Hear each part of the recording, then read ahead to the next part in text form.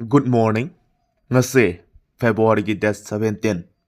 Hauzik sangiba market ase Sensex tani. Aduga lairiba asina stop loss thamnanabani. Hauzik thamgade ba stop loss se 340 da stop loss thamge. Aduga hauzik market at songiba price asina 408 ni. Hauzik koina uriba profit se lupa listing amaga sani lupa listing amaga chahungi sangde akoina profit loina uri. Hauzik candle chart yengminase makada uriba asna profit amadi loss aduga mathakta uriba asna candle chart ni lairiba time frame asina 1 minute ki time frame ni hauzik lairiba 1 minute ki time frame asigi wari mati amtang lizarake ngasigi market ase gap down da thong hangi gap down da thong hangaba matungda market se makharum da kumtharakpani kumtharakpa asigi khudong chaba lawboina market se makharum da kungani haidana sangmani 1 minute ki candle ani thangnana kumamaba matungda candle asangba ma tholakpana maram oiraga ngasai khoina uramba profit adudagi khara kumdhagidana lupa changa da ngaisalakle aduga lairiba tholeiba candle ase candle asangbana maram oiraga mafam asibo khoina langdai haina kaugani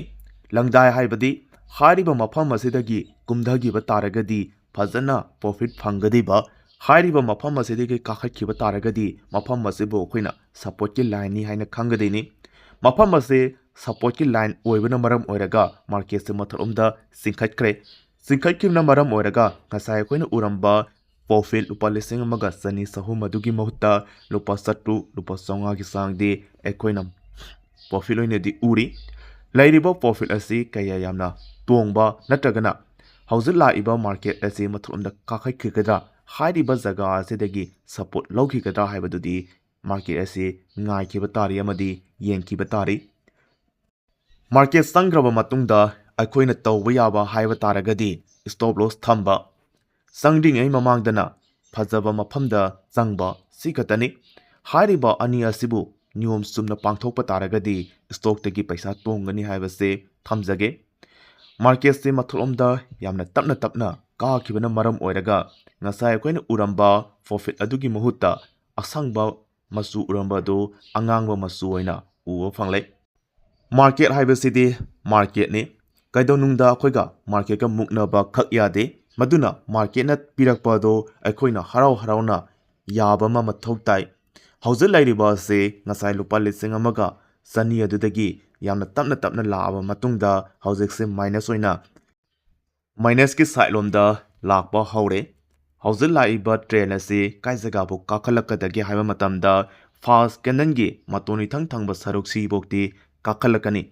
hairiba sidagi market ki direction ase mathoromda kakhakhiba ma natagana makharomda kumdharakba ma hairiba ani asida laigani karigomba mafam asida market sangge hai taragadi tholakadiba candle ase karamba candle no haibadu yengaba matungda market ase sangba yagani haibase thamjage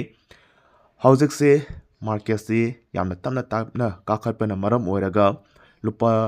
chamaga yankai lupa chamaga kungi sangde akoina minus oina uba phangi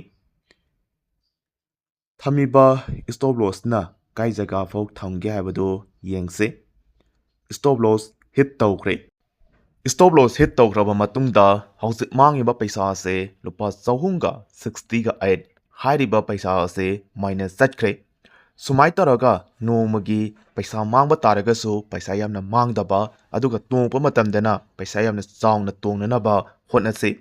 ngasigidi market ama changba matamda minus chakkrabanina market sanabasu matang swaida loisanjage mayamna hangningba question amadi tananingba leibasing adu comment section da comment tawbiramu